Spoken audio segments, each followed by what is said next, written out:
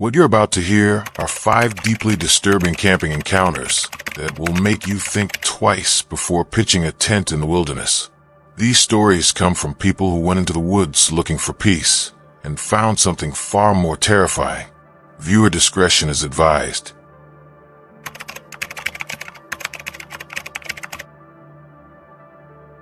My name is Fidelis, and I've never been camping since that night in October 2019.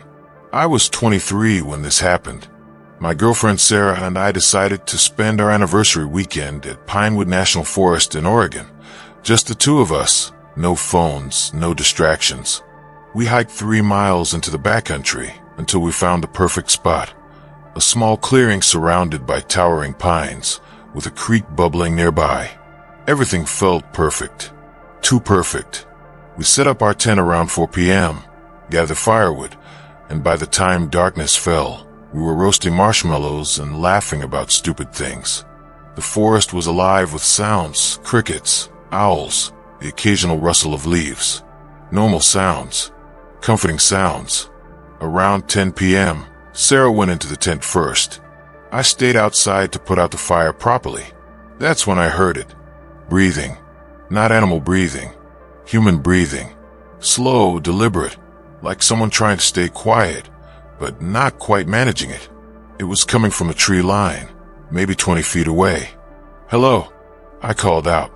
My voice sounded weak, swallowed by the darkness. The breathing stopped, but I could feel eyes on me.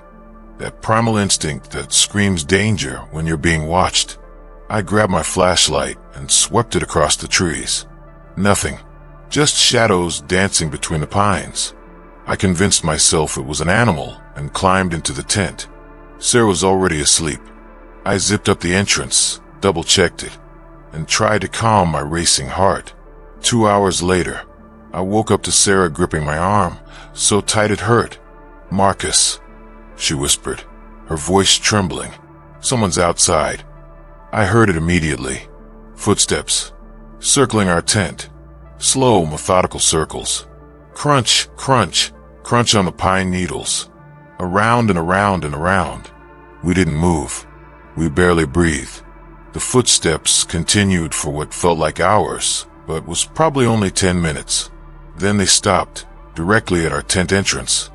I watched the zipper, praying it wouldn't move. Praying whoever, or whatever, was out there would just leave. Then came the whisper. Right at the tent fabric, inches from our heads. "I know you're awake." It was a man's voice. Calm, almost friendly. That somehow made it worse. "I've been watching you since you arrived. You chose my spot." Sarah's hand clamped over her mouth to stop from screaming. I reached for my knife, hand shaking so badly I almost dropped it. The voice continued. "I come here every year. Same spot, same week. You're sleeping where I sleep." Then laughter. Soft, chilling laughter. The footsteps moved away. We heard him walking back toward the trees. Then nothing. Just forest sounds again. We didn't sleep. At first light, the absolute second we could see, we threw everything into our packs and ran. We didn't even take down the tent properly. Just abandoned it and ran those 3 miles back to the parking lot. Here's the part that still keeps me awake. When we reported it to the ranger station, the officer's face went pale. He pulled out a file and showed us a photo. 5 years earlier, a man had been arrested in that exact area. He'd been living in the forest for months, watching campers, taking photos of them sleeping through their tent fabric. They never caught him with anything that could get him serious jail time, just trespassing charges. He was released after 6 months. The rangers said they had reports of someone in that area again. Recent reports. But they couldn't prove it was the same man. I looked at Sarah, and we both realized the same terrifying truth. That voice outside our tent wasn't threatening us. He was annoyed. Annoyed that we were in his hunting ground. We moved across the country 3 months later. I still check the locks 3 times every night.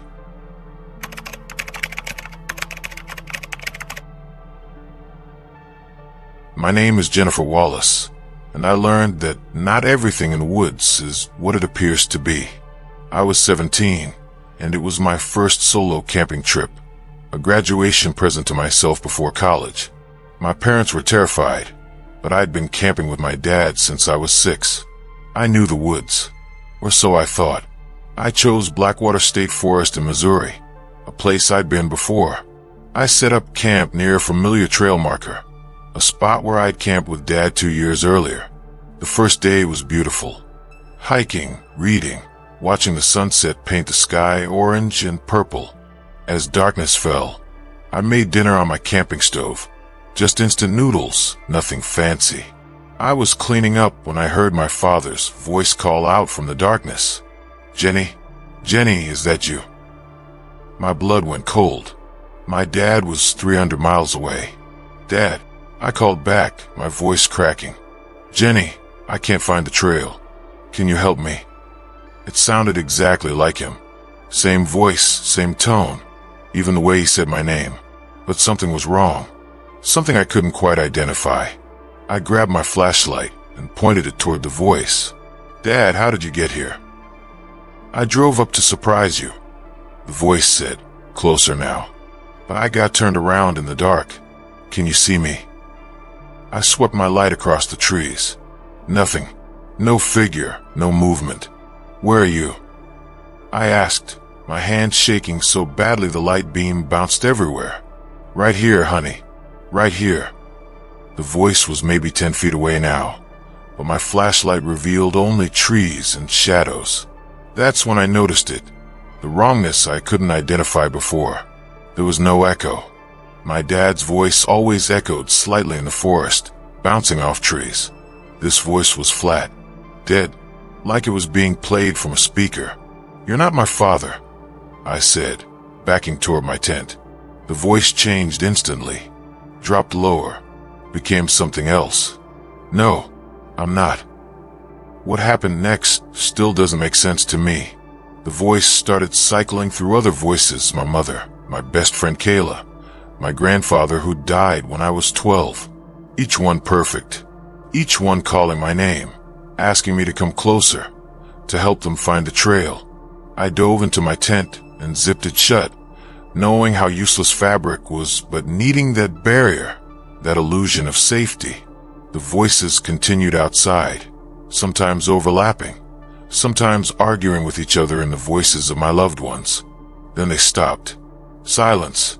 Complete, suffocating silence. I waited, barely breathing, for something to happen. Minutes crawled by like hours. Then I heard it, my own voice, outside the tent, singing the lullaby my mom used to sing to me. I was listening to myself, singing outside my own tent. I don't remember much of what happened next. I know I grabbed my car keys and ran. Left everything, tent, sleeping bag, food, everything. I ran through the dark forest, branches tearing at my face, until I found the parking lot. I drove home in my camping clothes, mascara streaked down my face, and refused to tell my parents what happened. What could I say? That something in the woods could steal voices. They'd think I'd had a psychotic break. 3 weeks later, I got a Facebook message from a girl I didn't know. She said she'd camped in Blackwater Forest and heard her sister's voice calling from the woods. Her sister who died in a car accident 6 months earlier. She found my blog post about outdoor camping and wanted to know if I'd experienced anything strange there. I checked the comments on her post. There were 47 responses. 47 people, over the span of 12 years, reporting the same thing. Voices of loved ones calling from the darkness around that trail marker. Whatever is in those woods, it's still there, and it's getting better at what it does.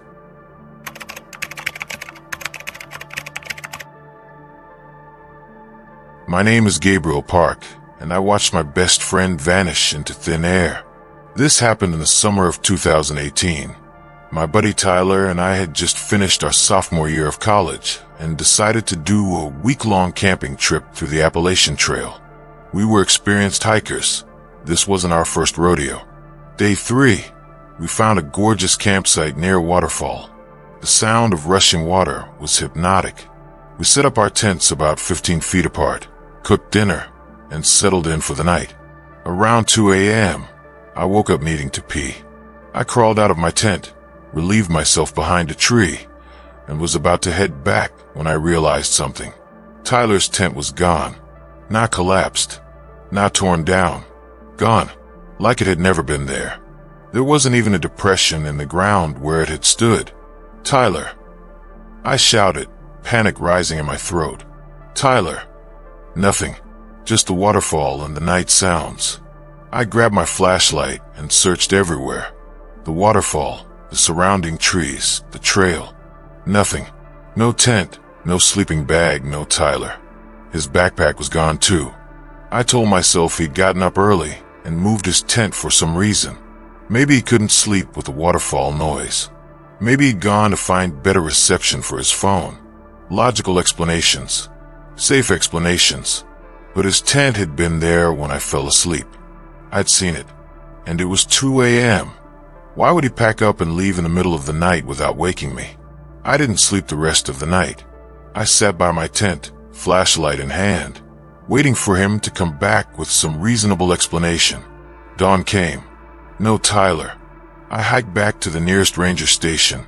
3 miles of pure anxiety. I reported Tyler missing. They organized a search party within hours. Dozens of people combing the area. They found nothing. No trace of Tyler, his tent, his gear. Nothing. On day 2 of the search, I took a ranger back to our campsite to show him exactly where everything had been. That's when I saw it. There was a tent, right where Tyler's tent had been. But it wasn't Tyler's tent. This tent was old. Ancient, actually. The fabric was rotted, covered in moss and mildew, like it had been there for decades. The zipper was rusted shut. That wasn't here before, I told the ranger, my voice barely a whisper. He looked at me strangely. Son, this tent has been here for years. Look at it. He was right. It looked like it had been there forever. But I knew, with absolute certainty, that it hadn't been there 2 nights ago. The ranger radioed for others to come look. While we waited, I walked around the tent, my skin crawling. That's when I saw it through a tear in the fabric. A sleeping bag, with something inside it. The rangers cut open the tent. The smell that hit us was indescribable. Decay and earth and something else. Something wrong. Inside the sleeping bag was a body. But here's what made my legs give out. The body was wearing Tyler's college hoodie. The same one he'd been wearing the night he disappeared. But the body had been dead for years. Decades, maybe. The medical examiner later confirmed the remains were approximately 40 to 50 years old. The DNA test came back 3 weeks later. It was Tyler. Somehow, impossibly, the 50-year-old corpse was my 20-year-old best friend. They called it a prank. Said someone must have planted the body, stolen Tyler's clothes, and that Tyler would turn up eventually. But I was there. I saw his tent vanish. I saw him become something he shouldn't have been able to become. That was 5 years ago. Tyler has never been found alive. His parents still think he ran away. The case is cold, but I know the truth. Whatever happened to Tyler in those woods defied everything we understand about time and reality. And the worst part? Sometimes, late at night, I get text messages from Tyler's number. They're always the same. It's so cold here, Dave. Why didn't you help me? His phone was never found either.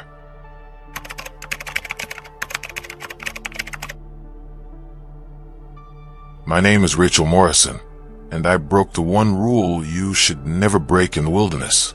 I was 25, working a soul-crushing corporate job, and desperately needed to escape. I booked a solo camping trip to Redwood National Forest in California. 5 days of solitude among the giants. On my first night, I met an old park ranger at the check-in station. He was probably in his 70s, with these intense gray eyes that seemed to look right through you. First time camping alone? He asked. I nodded. He handed me my permit, then leaned in close. Follow one rule, and you'll be fine. Never respond to anything that calls your name after the sun goes down.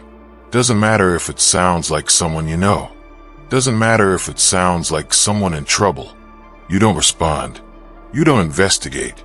You stay in your tent and wait for morning." I laughed nervously. "Is that like a bear safety thing?" His face didn't change. "Just follow the rule." The first 2 nights were peaceful. I fell asleep to the sound of wind through the massive redwoods, feeling tiny and safe at the same time. Night 3 changed everything.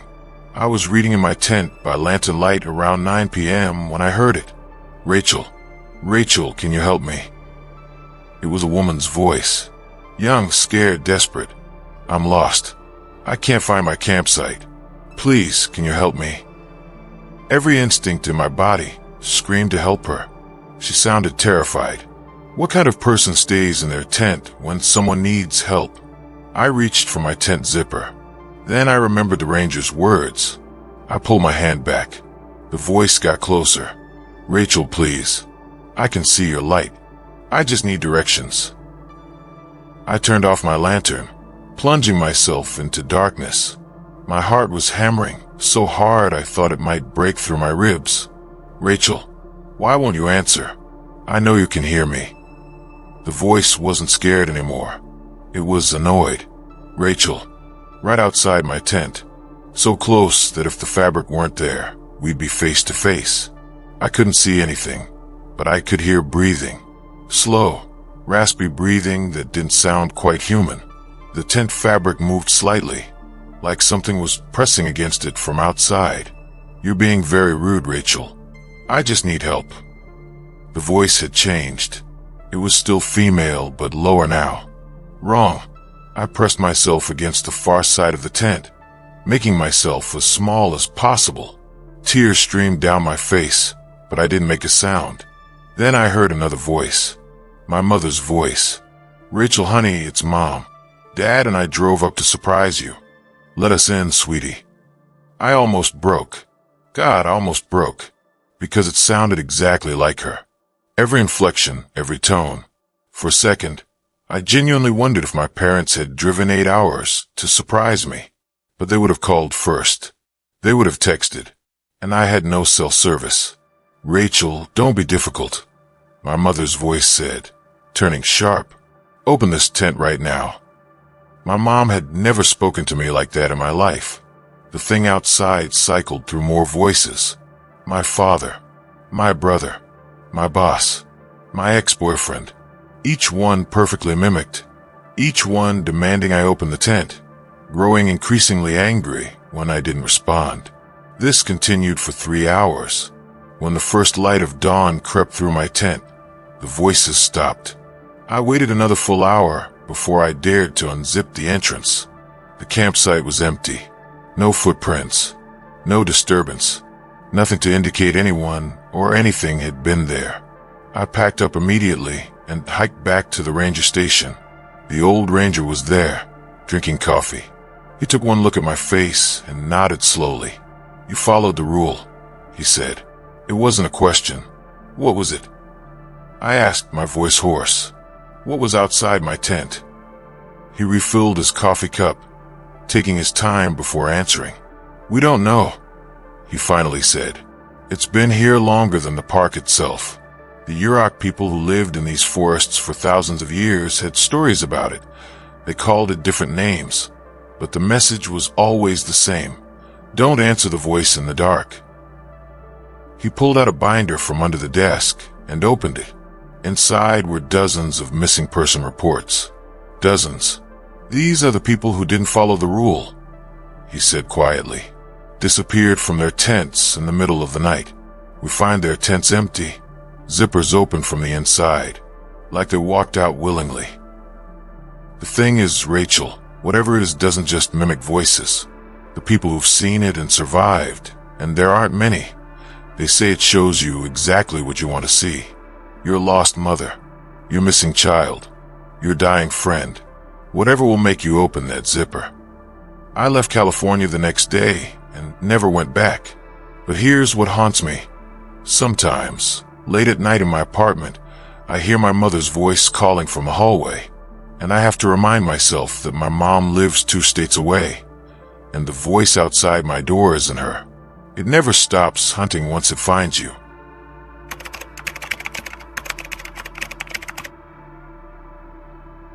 My name is Thomas Bennett, and I hiked a trail that doesn't exist. I was 31, an experienced backpacker with over 50 trails under my belt. I thought I'd seen everything the wilderness could throw at me. Storms, wildlife encounters, injuries, I'd handled it all. In September 2020, I went to White Mountain National Forest in New Hampshire. I'd hiked there a dozen times before. I knew the trails like the back of my hand. I started on the Tuckerman Ravine Trail around 7 a.m., a trail I'd done at least 6 times. The weather was perfect, crisp fall air, leaves just starting to turn. About 2 hours in, I noticed a side trail I'd never seen before. It wasn't on my map, but it was clearly maintained. There was even a wooden trail marker with an arrow pointing down the path. I should have known better. I should have stayed on the main trail. But curiosity won. The side trail was beautiful. More beautiful than it should have been. The trees seemed taller, the colors more vibrant, the air somehow cleaner. I felt good, better than I'd felt in years. I hiked for about an hour before I realized something was off. I hadn't seen any other hikers. Not unusual for a side trail, but this was peak foliage season. The mountain should have been crawling with people, and I hadn't heard any birds for the past 20 minutes. No insects either, just my footsteps and my breathing. I decided to turn back, but when I turned around, the trail behind me looked different. The trees were spaced wrong. The path seemed narrower, and I couldn't see the main trail junction anymore, even though I'd only walked about a mile. I checked my compass. It was spinning, slowly, smoothly, continuously spinning like it couldn't find north. My phone had no service, expected, but it also wouldn't turn on properly. The screen kept glitching, showing random times and dates. 3:47 a.m., December 25th, 1987, 11:12 p.m., July 4th, 2045. I started walking back the way I came, but the trail kept changing. I'd round a bend and find myself in a completely different section of forest. Trees I passed minutes ago would appear again, but in different positions. It was like the trail was rearranging itself. After 3 hours of walking, I should have been back at the junction. Instead, I found a campsite. Not a modern campsite, an old one. There was a tent, canvas, military style, probably from the 1960s or 70s, a rusted camping stove, and a backpack so rotted it was barely recognizable. And there were bones, human bones, still partially inside a sleeping bag that had long since deteriorated. I should have panicked. I should have run. But I felt calm, unnaturally calm, like part of my brain was being suppressed. I walked to the backpack and opened it. Inside was a journal, surprisingly well preserved in a plastic bag. The last entry was dated October 17th, 1973. It read, Day 12 on this trail. I don't understand what's happening. I've been walking for 12 days and can't find my way out. The trail keeps changing. I see the same trees over and over, but in different orders. My food ran out 3 days ago. My water is gone. I found another campsite yesterday. There were bones there too. How many people has this trail taken? The worst part is that I don't feel hungry anymore. I don't feel thirsty. I just feel nothing. Like this place is making me forget I'm human. If anyone finds this, don't follow the trail with no name. It doesn't lead anywhere. It just keeps you. Forever. That's when it hit me. I didn't feel hungry either. Or thirsty. I'd been hiking for hours in the afternoon sun and hadn't taken a single sip of water. I dropped the journal and ran. Didn't matter which direction, I just ran. Branches tore at my face and arms. My lungs burned. But I kept running. And then, I tripped. I fell down a steep embankment, tumbling through brush and rocks, until I slammed into something hard. When I opened my eyes, I was on the main trail, the actual Tuckerman Ravine Trail. I could see other hikers in the distance. I scrambled to my feet, my body suddenly remembering it was injured and exhausted. A couple hiking past stopped to help me. "Are you okay?" the woman asked. "You look like you've been out here for days." I checked my watch. It was 11 a.m. I'd entered that side trail at 9 a.m. I'd been gone for 2 hours, but it had felt like days. When I got back to civilization, I reported what I'd found to the park rangers. I told them about the bones, the campsite, everything. They searched the area for 3 days with dogs, drones, everything. They never found a side trail. They never found a campsite. They never found bones. But they did find something. They found a missing person report from 1973. A 28-year-old experienced hiker named Michael Chun who vanished in White Mountain National Forest. He was last seen on the Tuckerman Ravine Trail on October 5th, 1973. His body was never found. The journal I'd read was his. But according to the rangers, that journal and Michael's campsite didn't exist. Here's what keeps me awake at night. What if I never actually escaped? What if I'm still on that trail, and everything since then, the past 3 years of my life, is just my mind trying to cope with being trapped? What if the person telling you the story right now is still sitting in those woods, slowly forgetting he's human, and all of this is just a dream? I've been back to White Mountain 3 times since then, looking for that side trail. Part of me wants to prove I'm not crazy. Part of me wants to go back. But every time I hike that main trail, I see it. Just for a second, out of the corner of my eye. The trail marker. The arrow pointing into the trees. And every time, it gets a little harder to walk past it.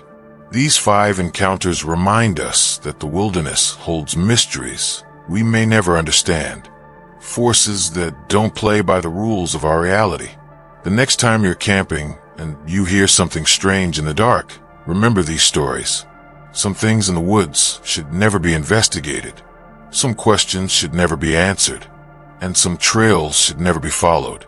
If you've had a disturbing camping encounter of your own, share it in the comments below. And remember, always respect the wilderness, because it's not always empty.